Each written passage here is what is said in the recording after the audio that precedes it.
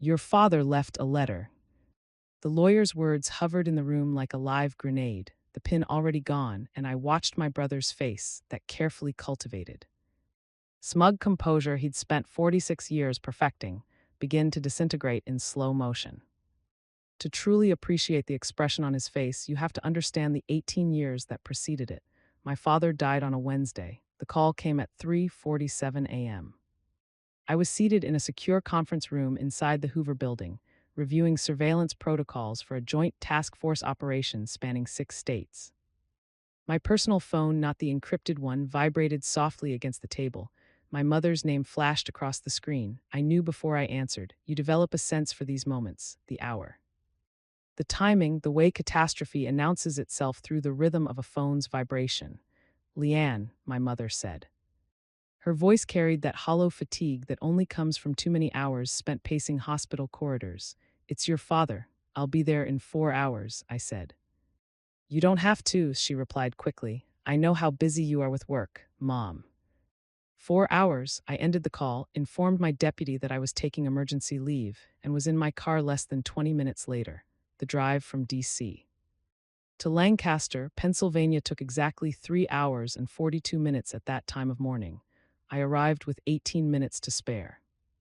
My father, Gerald Mercer, owner of Mercer Agricultural Supply, cornerstone of the Lancaster County business community, and a man who'd spent my entire adult life convinced I'd squandered mine, was already gone when I reached the hospital. The room was filled with that particular blend of efficiency and sorrow that medical staff carry when they've done all they can. Layered over the awkward hovering of family members unsure of what comes next. My mother, Patricia, sat by the window holding my father's hand, even though there was no one left to hold onto. My brother Robert stood near the door. His wife, Chrissy, was already on her phone, already coordinating, already managing. That was Robert's way. He took control, he organized, he asserted authority. He looked up when I entered, and I saw the familiar calculation flicker across his face, that instinctive assessment he always made when I appeared, evaluating whether I posed any threat to whatever version of reality he was currently shaping. Leanne, he said with a note of surprise that suggested he hadn't truly expected me to come. You made it. I said I would. Well, you know how it is with your schedule, he said lightly. We never really know where you are or what you're doing. The tone was casual, almost playful, but underneath it was the edge. There was always an edge. I ignored him and went straight to my mother. She stood when she saw me and folded into my arms, her grief raw and consuming, the kind that comes from losing someone you've spent 47 years building a life alongside. He went peacefully, she murmured into my shoulder. The doctor said it was quick, his heart just stopped. I held her, let her cry, offered the practiced murmurs of comfort. And over her shoulder, I watched Robert, already mentally cataloging the future, funeral arrangements, estate matters, asset distribution, responsibility allocation. I could practically see him dividing it all up in his head, who was capable, who wasn't, and I knew, without question, that I would once again land on the wrong side of that assessment. Here's what you need to know about my brother Robert. He isn't cruel. He's just someone who needs to win, constantly, visibly, at everything. When we were kids, he kept score during family game nights and took genuine offense at losing. Every childhood contest, who ran faster, who threw farther, who got better grades, became, for him, a referendum on his value as a human being.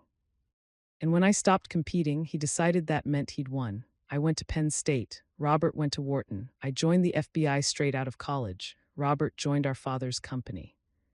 I spent 18 years rotating through field offices and headquarters assignments. Robert spent 18 years turning Mercer Agricultural Supply from a regional operation into a multi-state distribution network valued, by the last estimate, north of $15 million. By every metric our family respected, by every metric Robert cared about, he had triumphed and I had merely endured. He owned a 4,000-square-foot home in Lancaster's historic district. I rented a one-bedroom apartment in Alexandria, Virginia. He drove a BMW X5.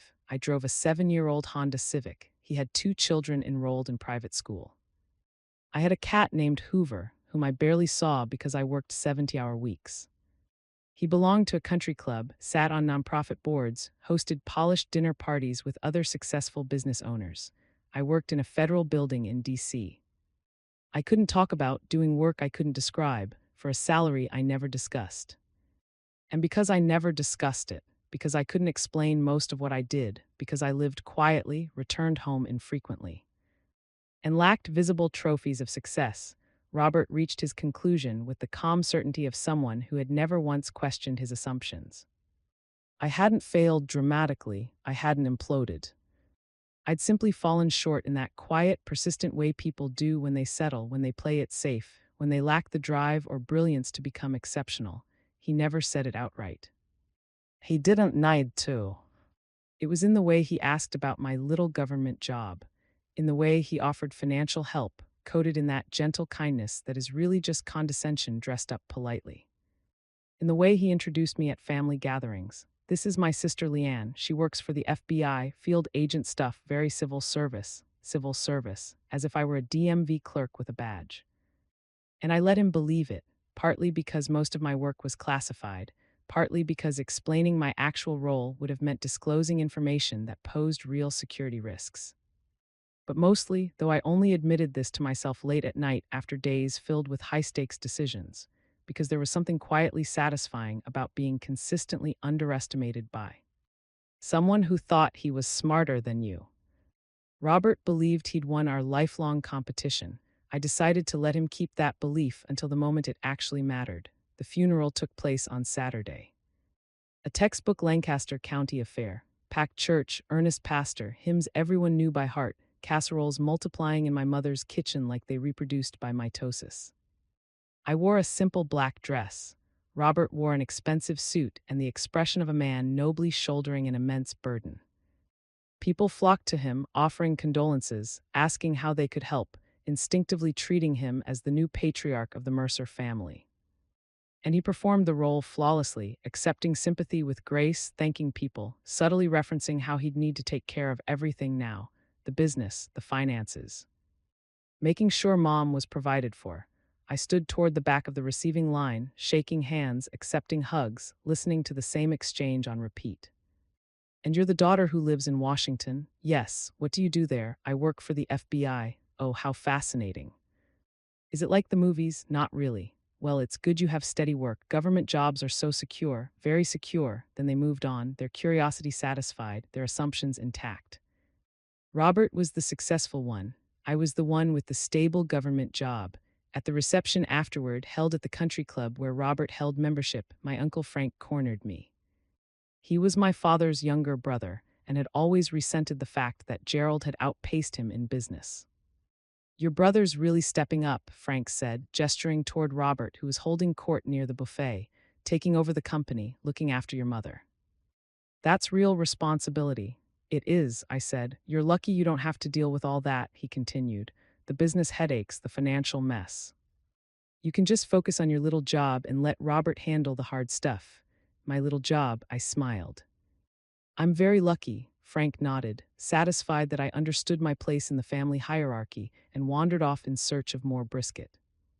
Across the room, Robert caught my eye and lifted his glass slightly, a gesture that might have been acknowledgement or perhaps triumph. I raised mine in return. Let him have it, I thought. Let him enjoy the moment. The will reading was scheduled for Thursday, exactly 1 week after my father's death. Our father's attorney, Harold Ditt, had managed the family's legal affairs for 3 decades. He wore bow ties without irony, kept a dish of hard candies on his desk, and spoke with the measured gravity of a man from a time when lawyers were still regarded as pillars of the community rather than punchlines. The meeting was set for 10:00 a.m. at his office on Queen Street, in one of those preserved historic buildings that Lancaster loved to maintain as a reminder of more gracious times. I'd taken the entire week off, one of the advantages of accumulated leave when you never took vacations. Officially, I was on bereavement leave. Unofficially, my deputy was handling the daily operations of my division with the ruthless competence that had made me select her for the position in the first place. I arrived at 9:52 a.m. Parking my Honda in the public lot and walking 2 blocks to do its office. Robert's BMW was already there, parked in front of the building in a spot that was technically a loading zone, but that Robert clearly felt entitled to occupy. Inside, the office smelled like old wood and older money. The receptionist, a woman in her 60s who'd probably been working there since the Carter administration, smiled warmly and directed me to the conference room. My mother was already seated, looking smaller than she had a week ago, as if grief had physically diminished her. Chrissy, Robert's wife, sat beside her, wearing what I'd come to think of as her supportive family member outfit. Tasteful, expensive, carefully calibrated to project both compassion and success. And Robert, of course, seated at the head of the table, as if he'd already assumed ownership of it. He looked up when I entered, and I saw that flicker of surprise again, that he'd expected me to be late or to not show up, or to otherwise confirm his belief that I wasn't quite reliable enough for important family matters. "Leanne," he said, "good you're here. I was just telling Mom that we should keep this simple, no need to drag things out or make it complicated." I took a seat across from him. "I'm sure Harold will handle it appropriately. Of course, of course. I just mean, well, you know how these things can go. People getting emotional about material possessions, fighting over stuff that doesn't really matter. I want us to stay above that." What he meant was, I've already decided how everything should be divided. And I expect you to accept it gracefully. Harold DeWitt entered then carrying a leather portfolio and wearing a bow tie that suggested he'd gotten dressed in the dark. He greeted us with appropriate solemnity, offered his condolences once more, and settled into his chair with the air of a man about to perform a familiar ritual. "Thank you all for coming," he said, opening the portfolio. "I know this is a difficult time, and I'll try to make this as straightforward as possible. Gerald was very clear about his wishes, and I believe this process will be relatively simple." He pulled out the will, several pages of legal text, and put on his reading glasses. "The last will and testament of Gerald Robert Mercer," he began, and launched into the standard legal language that wills always begin with: sound mind, disposing of property, revoking previous wills. I listened with half my attention, the other half occupied with watching Robert's face. He was leaning forward slightly, fingers steepled, wearing an expression of appropriate seriousness that didn't quite hide his anticipation. He knew what was coming, or thought he did. Our father had built a substantial estate over his lifetime, the business valued conservatively at $15 million, the house in Lancaster worth maybe $700,000. The vacation property in the Poconos another $400,000, various investments, savings accounts, retirement funds. All told, we were looking at an estate worth approximately $17 million, give or take. By anyone's standards, a significant inheritance. By Robert's standards, validation. Harold continued through the specific bequests. Certain items to certain people, donations to specific charities, practical matters about debt and taxes. And then he got to the main distribution to my wife, Patricia Ann Mercer. "I leave the family home and all its contents along with a trust fund sufficient to provide her with an annual income of $200,000 for the remainder of her life." My mother nodded unsurprised. "They discussed this clearly." Harold continued, "The remaining assets of my estate, including Mercer Agricultural Supply and all associated holdings, investment accounts, and properties, are to be divided as follows." Robert shifted forward another inch. "Split equally between my two children, Robert Gerald Mercer and Leanne Patricia Mercer." There was a beat of silence. Robert blinked. "I'm sorry, equally." Harold looked up from the document. "Yes, that's correct, 50% to each child." But Robert glanced at Chrissy, then at our mother, then back at Harold. "I run the business. I've been running it for 15 years. I've grown it from your father was very clear on this point," Harold said gently. "Equal distribution." I watched Robert process this, watched the mental calculations happening behind his eyes. Half of 15 million was still substantial, of course, still life-changing money, still more than most people would see in their lifetimes, but it wasn't the validation he'd expected. It wasn't the acknowledgement that he'd been the successful one, the responsible one, the one who'd earned the lion's share through his dedication to the family business. It was just equality, which to Robert felt like losing. He'd composed himself by the time Harold finished reading the remaining provisions.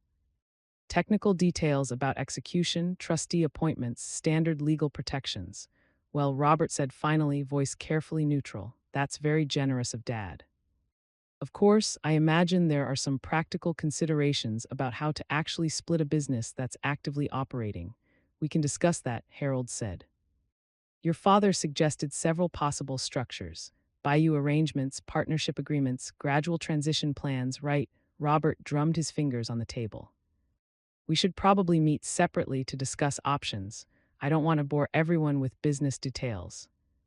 What he meant was, I need to figure out how to get control of this without looking like I'm trying to cheat my sister. My mother had started to stand, clearly ready to leave, when Robert turned to me with a smile that didn't quite reach his eyes. I'm glad this worked out fairly, he said, though honestly I'm not sure what you'll do with your share. I mean, the business half doesn't really make sense for you. You're not involved in operations, you don't know the industry. Maybe we can work out an arrangement where I buy you out over time, give you some steady income from it.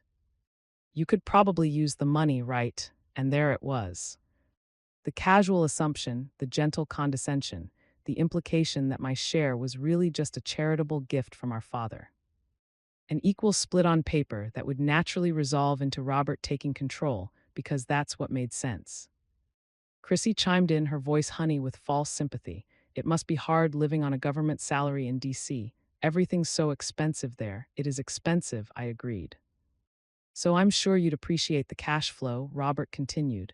We could structure it so you get regular payments, maybe $50,000 a year. That would probably be more than your current salary, right? He said it kindly, like he was doing me a favor. $50,000 a year for half of a $15 million business. I was about to respond with what I wasn't entirely sure when Robert's expression shifted into something that looked almost like pity. Look, I'm not trying to be presumptuous.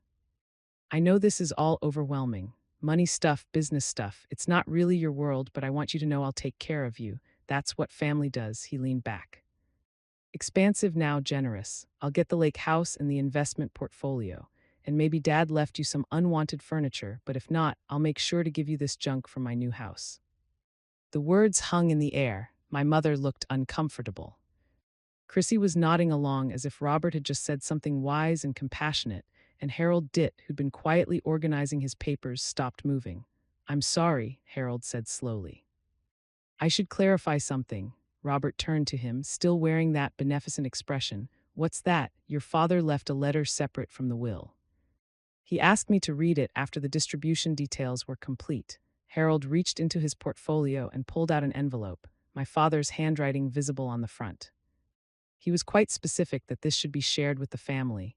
A letter? My mother leaned forward. He didn't tell me about a letter. He wrote it about 6 months ago. Harold said around the time he updated his will, 6 months ago. Right after the last time I'd visited. When I'd had dinner with my parents and Robert had spent the entire meal explaining with exaggerated patience how business strategy worked, as if I were a child who needed simple concepts explained in small words. Harold opened the envelope carefully and unfolded the letter inside. He asked me to read this aloud, Harold said, and then cleared his throat. To my children, he began, reading my father's words in a voice that made them feel suddenly, painfully present. I know you'll have questions about how I've chosen to divide my estate. Robert, I know you expected more. You've put your life into the business, and I want you to know how proud I am of what you've built. Robert's expression softened slightly, vindication creeping into his features. But I need you to understand something, Harold continued. The equal split isn't charity, it's not sentimentality, it's mathematics. Robert's expression froze. Split everything equally, Harold read, my father's voice somehow carrying through the words. My daughter's federal salary dwarfs the family business. The silence that followed wasn't empty. It was full of the sound of a worldview collapsing. Robert stared at Harold as if the words were in a foreign language he was struggling to translate. I don't, he started. What does that mean? Harold looked up from the letter, then at me, and I saw understanding dawn in his eyes. He'd known my father for 30 years. He'd handled all the family's legal affairs, but he'd never known what I actually did because my father had never told him, because I'd asked my father not to tell anyone. Perhaps, Harold said carefully, Leanne can explain. Every eye in the room turned to me, my mother, confused and still grieving, Chrissy, wearing an expression of polite bewilderment. Harold, suddenly very interested in the answer to a question he hadn't known to ask. And Robert, my brother, who'd spent 18 years believing he'd won, looking at me like I was a stranger who just walked into his house uninvited. Leanne, he said, what is he talking about? I'd played this moment in my mind before, imagined various scenarios where the truth might come out, prepared different responses for different contexts, but I'd never imagined it quite like this. Sitting in a lawyer's office, watching my brother's certainty crumble, reading the words my father had left behind like a final gift. "I'm not a field agent, Robert," I said quietly. "Then what?" "I'm an assistant director at the FBI." The words came out flat, factual. "I run the Criminal Investigative Division. I have approximately 2,000 people under my command. My annual salary is 187,000 plus performance bonuses that vary depending on various classified factors." The silence was absolute. "Assistant Director," Robert repeated slowly. "One of 9 at the FBI," I confirmed. "I report directly to the Deputy Director. But you said you were a field agent." "I never said that. You assumed that. I just never corrected you." Chrissy had gone pale. 2,000 people, give or take, depending on active task force assignments. But Robert was struggling, visibly struggling. "Your apartment, your car, you live like someone who doesn't need to prove anything through material possessions." I suggested. "Yes, I do." My mother had covered her mouth with one hand. "Did your father know?" Of course he knew. He was incredibly proud. I felt my throat tighten. He just respected my request not to talk about it for security reasons mostly, but also because I looked at Robert, because I asked him to let me handle it my own way. Quote, Harold had set down the letter and was watching this exchange with the fascination of someone witnessing a car crash in slow motion. "There's more," he said quietly, indicating the letter. "Your father wrote several more paragraphs." "Read it," I said. Harold picked up the letter again, found his place, and continued. "Robert, your sister has dedicated her life to serving this country at a level that most people never see. She works 70-hour weeks. She manages complex investigations involving national security.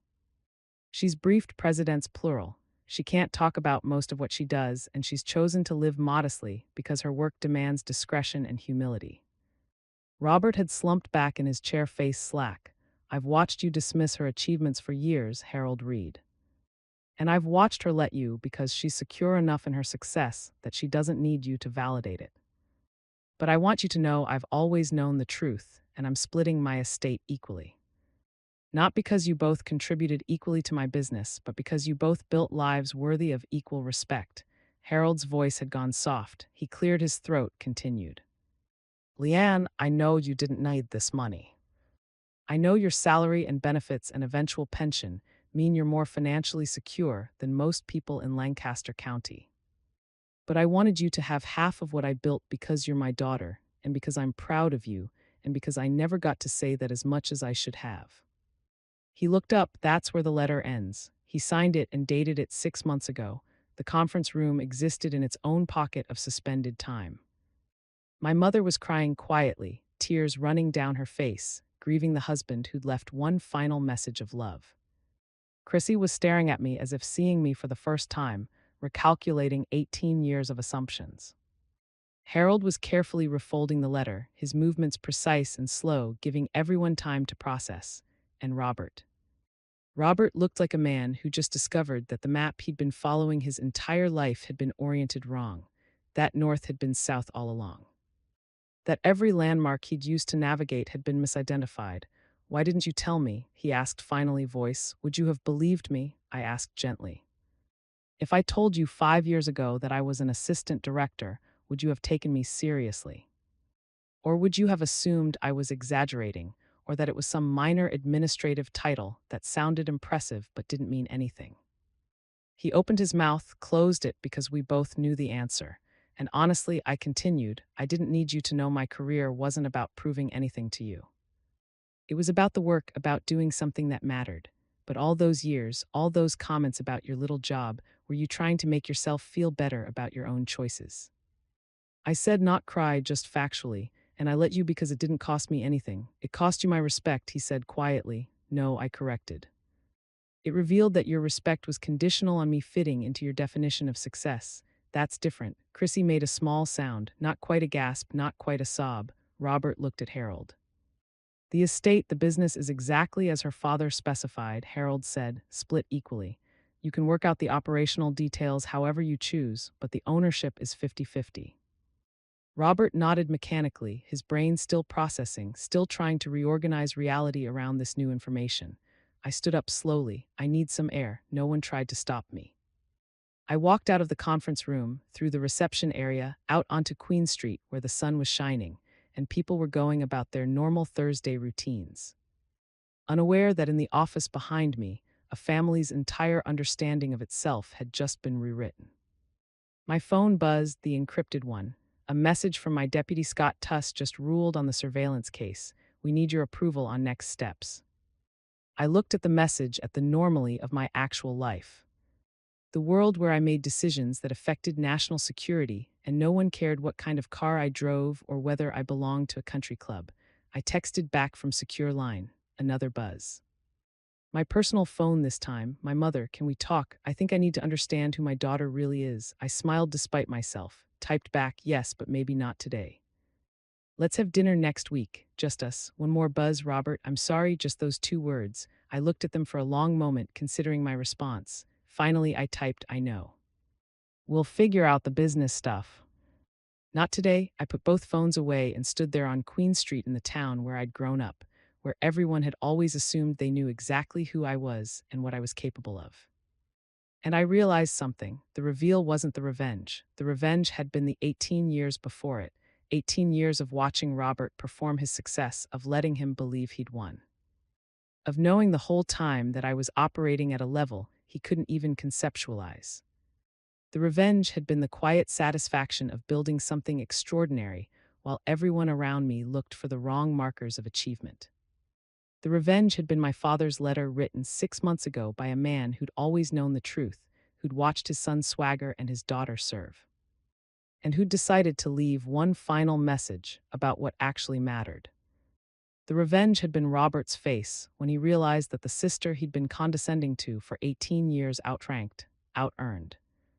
And Outich achieved him in ways that made his $15 million business look like a lemonade stand. But more than that, and this was the part that made me smile as I stood there in the Lancaster sunshine, the revenge was that I genuinely didn't need it. I'd built a life that mattered. I'd served my country at the highest levels. I'd made decisions that saved lives and protected freedoms and upheld justice in ways that would never make headlines, but that kept the machinery of democracy functioning. And whether my family knew it or not, whether they respected it or not, whether they ever understood it or not, it had always been enough. The inheritance wasn't validation, it was just money. The letter wasn't vindication, it was just love, and the look on Robert's face wasn't satisfaction. It was just the natural consequence of spending 18 years making assumptions he'd never bothered to test. I walked back into Harold's office. They were still sitting there, frozen in various poses of shell shock and reassessment. Harold, I said, can you send me the business documents?